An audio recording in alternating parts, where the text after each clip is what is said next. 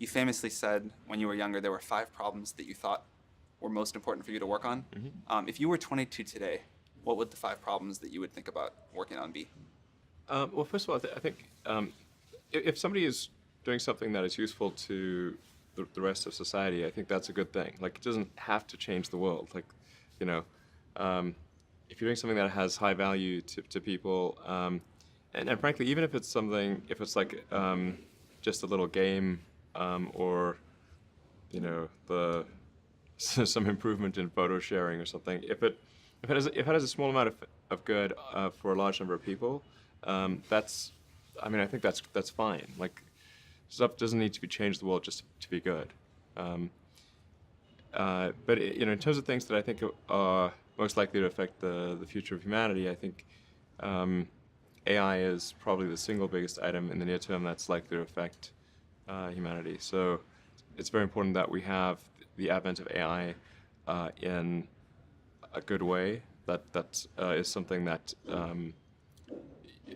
if you could look into the crystal ball and see the future, you would like that outcome, because it is something that could go wrong, as we've talked about many times, and so we really need to make sure it goes right. That's I think AI, working on AI and making sure it's a great future. That's the most important thing I think right now, the most pressing item. Then obviously anything to do with genetics.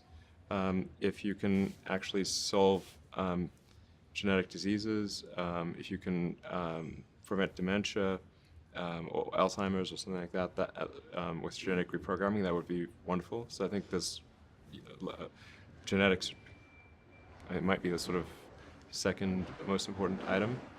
I think having a high bandwidth interface to the brain, like we're currently bandwidth limited. We have a digital tertiary self in the form of our email capabilities, our computers, phones, applications.